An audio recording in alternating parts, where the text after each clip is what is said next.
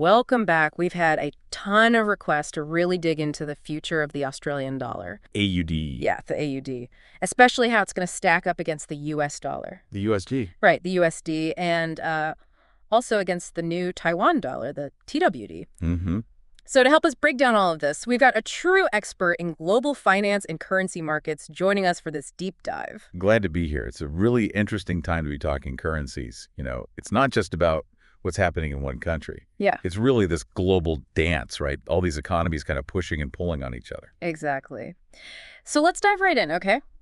Both of the research pieces we dug into for this deep dive point to the US dollar being kind of like the big dog right now. Yeah, the USD is really flexing its muscles. So can you walk us through why that is? Yeah. And what it means for the Aussie dollar? Sure. Well, it really boils down to interest rates. The U.S. Federal Reserve, you know, the Fed, they've been raising interest rates pretty aggressively. And so basically what happens is when U.S. interest rates are high, it's like a magnet for investors all over the world because they can make a better return on their money if they park it in assets that are denominated in U.S. dollars. So the USD is king right now. Everyone wants a piece of that action. Pretty much, yeah. But that can't be good news for the Aussie dollar, can it? No, not really. A strong USD puts downward pressure on other currencies, and that includes the AUD. One of the sources we looked at lays out 3 possible scenarios for the AUD-USD exchange rate over the next 3 months, you know, kind of short term. Yeah. And the most likely scenario, well, it says the AUD will probably keep weakening against the USD, maybe falling to somewhere between 1.63 and 1.65 Australian dollars for $1 US. Okay, so not exactly great news if you're holding on to Aussie dollars. Not the best news, no. So what about those other scenarios? Is there any chance that things could go the other way? There's always a chance. The optimistic scenario kind of hinges on a couple of things. First, if the Reserve Bank of Australia, the RBA, if they decide to get a little more aggressive with their own interest rate hikes, that could help. Or second, we could see kind of a sudden jump in global commodity prices, and that could also give the AUD a boost. Okay, so there's at least a glimmer of hope there. Yeah, in that optimistic scenario, the AUD might rebound a bit, you know. Maybe even push back up to the 1.60 to 1.62 range. Fingers crossed. But then there's that pessimistic scenario, right? What are the chances of things really going south? Well, the worst case scenario, and hopefully it doesn't happen, is if the Fed keeps interest rates high for a long time. You know? Yeah. Economists call that a hawkish stance. Right. And then at the same time, what if the global appetite for risk shrinks? Like investors get really nervous. Double whammy. Yeah, exactly. And if that happens, we could see a much sharper devaluation of the AUD than what we're seeing in that baseline scenario. Wow, okay. Sounds like the Reserve Bank of Australia has some tough decisions ahead. Definitely. Our source even mentions that even if they do raise interest rates, it might not be enough to completely counter that force of the US dollar. Yeah, it's a real balancing act for them. They want to keep inflation in check, which is still a bit higher than they'd like. But if they raise rates too fast or too high, it could actually trigger a recession. Nobody wants that. No, that's a real dilemma. And it has to be a major concern for anyone who's thinking about, you know, maybe traveling to Australia or making investments there. Absolutely. A weaker Aussie dollar means your money won't go as far, whether you're buying souvenirs or investing in Aussie companies. It's a really important point for people to think about. How might all of this volatility in the ED/USD affect your own financial plans, whether you're a seasoned investor or just planning a vacation? That's such a good question to ask yourself. Yeah. I think a lot of people don't realize how much these currency fluctuations can actually impact them. Totally. Now let's talk about those famous Aussie exports. Australia is practically a global supplier of, well, it feels like everything. Iron ore, coal, you name it. How does that all factor into the AUD's performance? Oh, it's massive. Yeah. Australia's economy is really tied to those commodity exports, especially their exports to China. Right. And when prices for things like iron ore or coal go up, like what we've seen recently with energy commodities because of those global supply chain issues, well, that usually gives the AUD a boost. More export revenue means a stronger currency, generally speaking. So a booming commodity market can be great news for the Aussie dollar? Yeah, definitely. But our source also warns about the opposite happening, right? What happens if commodity prices drop? Yeah, that's the flip side. When those prices fall, the AUD tends to become more vulnerable because those export earnings take a hit. It's a bit of a double-edged sword. So the Aussie dollar can ride high when commodity markets are doing well, but it's also really sensitive to those shifts in global demand. Very much so. It's like a high-risk, high-reward kind of situation. Yeah, I think that's a good way to put it. Okay, so we've talked about the AUD versus the USD, but let's switch gears for a minute and talk about the AUD's relationship with the new Taiwan dollar, the TWD. Our second source for this deep dive paints a slightly different picture there. It does. You know, the Taiwanese economy is really fascinating. It's not as tied to those big swings in commodity prices that we see affecting Australia. Okay. Taiwan's a major player in the tech world where they export things like semiconductors, all kinds of electronics, and those markets tend to be a little more stable. Makes sense. Yeah, so it's a different dynamic at play. Interesting. And the source we looked at, it actually projects that the AUD-TWD exchange rate will dip a little in the coming months. It says it could go from the current rate of 1 AUD to 20 or 21 TWD down to 1 AUD to 19.5 to 20.5 TWD. So not as dramatic a drop as we're potentially looking at with the AUD-USD, Right. but still something to keep an eye on. Definitely. I think the relative strength of the Taiwanese economy is a key factor there. You know, while the AUD might be struggling against the US dollar, it could hold up a bit better against the TWD. Okay, interesting. Both of the sources we looked at also talk about this idea of risk aversion and how that can impact currencies. Can you explain what that is and how it relates to the Aussie dollar? Sure. Risk aversion is basically what happens when investors around the world start getting nervous about, you know, the global economy. They start looking for what are called safe haven currencies, places to park their money, where it's less likely to lose value if things get, you know, turbulent. Okay, I see where this is going. So when things start to feel a little shaky globally, investors run to these safe haven currencies, and the AUD is, well, maybe not seen as the safest bet. Yeah, that's often the perception. And the US dollar, that's like the classic safe haven. It's like when a storm's brewing, people want to get to shelter, right? Well, in the world of finance, that shelter is often the US dollar. Yeah. But, you know, it's not always a guarantee. There are other forces at play, too, like those interest rate decisions we talked about earlier. And, of course, you can't forget those always fluctuating commodity markets. So it's like trying to solve this giant global economic puzzle. Exactly. You got to weigh all these different factors and try to guess how they might interact. And that brings us to another really interesting point. The potential impact of the RBA, Australia's central bank, on the AUD-TWD exchange rate. The second source we looked at suggests that if the RBA decides to raise interest rates, it could actually help to slow down how fast the AUD is depreciating against the TWD. So how does that work? Okay, so imagine this. If Australian interest rates become more attractive to global investors, it could make some of them want to hold on to their AUD, even if the USD is still looking strong. Okay. That added demand for the AUD could help to balance out some of the downward pressure it's getting from, you know, the strong USD. So even though the AUD might be losing ground against the USD, those RBA rate hikes could potentially give it a chance against the TWD. Yeah, exactly. It shows just how connected all these currency pairs are.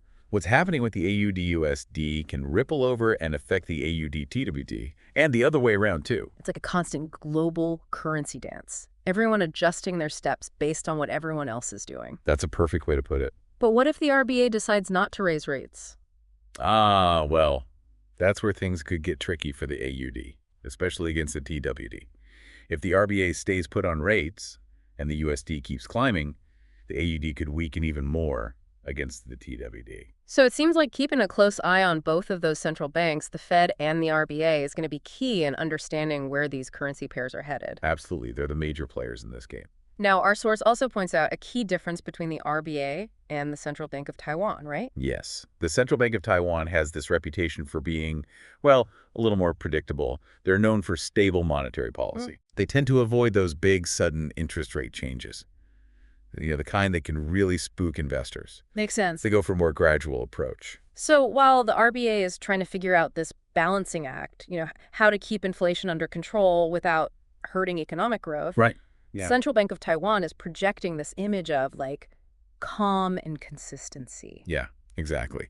And that kind of stability, well, it can be very appealing to investors, especially when other parts of the world feel a bit, you know, shaky. So it's almost like two different philosophies? Yeah, I think that's a good way to look at it. Okay, so we've talked about the AUD-USD and the AUD-TWD, and we've talked about interest rates, but let's bring those commodities back into the picture. But this time, with a focus on how they impact the AUD-TWD exchange rate specifically. Okay, yeah. This is where it gets really interesting. Okay, I'm all ears. So our source dives into this contrast between the export profiles of Australia and Taiwan and how that plays out in the currency markets. As we've discussed, Australia is really dependent on exporting those raw materials, things like iron ore and coal, and Taiwan.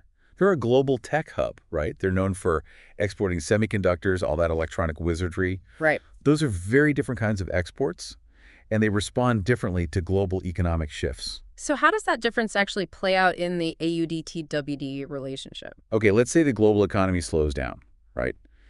Demand for those raw materials, iron ore, coal, it tends to fall when economies are weak. Because they're used in construction and manufacturing, and those sectors slow down. Exactly. So that could put a lot of downward pressure on the AUD because, Australia's export earnings would be taking a hit. That makes sense. But what about Taiwan? How would their tech exports fare in that kind of scenario? That's what's interesting. Demand for tech products, things like semiconductors, electronics, it's often a bit more resilient, even during those economic downturns. Think about it. Even when people are cutting back on spending, they still need their smartphones, their laptops, all those gadgets that have become so essential to modern life. So while Australia might be feeling the pain of that global economic slowdown, Taiwan's tech exports could kind of act like a cushion, helping to keep their economy relatively stable. Exactly. And that difference in, economic resilience, well, it could translate into a stronger TWD compared to the AUD, especially if the global outlook is looking a bit grim. It's like a tale of two economies, Their fates are all tangled up in this complex global currency dance. Very well said. And the outcome, well, it's still very much up in the air. Both of our sources are really clear about this. The future of the AUD, whether it's against the USD or the TWD, it depends on this super complex interplay of factors. Okay, so much to think about. If you're listening to this and trying to make sense of it all, what are the key things to keep in mind? I'd say the most important thing is to stay informed and be ready for volatility. The AUD's path, it's unlikely to be a straight line. So buckle up and, enjoy the ride. Great advice. So expect volatility, but what else? Well, we've talked about a lot of those key indicators. Central bank decisions on interest rates, those ups and downs in commodity prices, and that overall global mood, what economists call risk sentiment. Keeping tabs on all of that can give you a better idea of where things might be headed. So stay informed, watch those indicators. Any other pearls of wisdom for our listeners? Absolutely. Remember, knowledge is power, especially when it comes to your finances. The more you understand about these global economic forces, the better prepared you'll be to make smart decisions for yourself. It's what makes it stand out. Well, think back to what we discussed earlier about Taiwan's economic strengths. Yeah. Right? Their super strong tech sector, their history of responsible fiscal management. Yeah. Not spending more than they take in, keeping their debt under control. Right, those solid fundamentals. Exactly. Those things contribute to this sense of stability, this feeling that Taiwan has its act together, which can be very attractive to investors when the global outlook is a bit uncertain. So when we talk about the TWD being a safe haven, it's not just a matter of perception. There's some real substance behind it. It's like the TWD is that friend who always has their act together, even when everyone else is losing their heads. That's a perfect way to put it, and it highlights something really important for anyone who's looking at currencies. Don't get caught up in just the short-term fluctuations. Take a step back and look at those underlying economic and political factors. At the bigger picture. Exactly. Those are the things that really drive those long-term trends. So yes, pay attention to what's happening in the news, but also do your homework, look at the data, and try to understand the underlying forces that are shaping those currency markets. That's great advice. It's like you're giving our listeners a crash course in Currency Markets 101. I'm trying. It's a fascinating subject, and the more you understand it, the better equipped you'll be to make informed decisions about your own finances. It's a really great analogy, and it makes you think, Don't just chase those short-term gains. Really try to understand those long-term trends. Absolutely. Look beyond those headlines. Do your research. Try to understand what's really driving those currency movements. That's where the real insights are. Okay, so we've covered a ton of ground in this deep dive. We've talked about the AUD against the USD, the AUD against the TWD. We've explored those interest rate decisions, the impact of commodity prices. We've even talked about that all-important global sentiment, how confident investors are feeling about the world economy. It's a lot to take in. Currency markets are complex. They really are. So for a listener who's trying to make sense of it all, what would you say is the key takeaway here? I think the most important thing to remember is that the AUD's journey, it's definitely not over. There are so many factors at play, and they're always shifting, interacting in unexpected ways. So many moving parts. Exactly. So, my advice, stay informed, keep an eye on those key indicators we've been talking about, those central bank decisions, those commodity prices, that global risk sentiment, and be prepared for some twists and turns along the way. It's not going to be a smooth ride, that's for sure. Sounds like solid advice. It's like we've given our listeners a map and a compass to help them navigate this complex world of currencies. Exactly. Now it's up to them to explore, keep learning, and make those informed decisions. And remember, everyone, the journey itself can be just as rewarding as reaching the destination. I love that. It's about the process, the learning, the discovery. So to all our listeners out there, keep diving deep, keep asking those questions, and most importantly, keep learning. That's what it's all about. Curiosity, exploration, continuous learning. Those are the keys to success in, well, pretty much anything, but especially in the world of finance. Couldn't agree more. Well, that wraps up another deep dive, everyone. Thanks for joining us on this journey into the fascinating world of currency markets. It was a pleasure to be here. We hope you found it insightful, and we hope you'll join us again for our next deep dive into the world of global finance. Until next time, folks, stay curious, stay informed, and keep those Aussie dollars close. And your eyes on the global economy. See you all next time.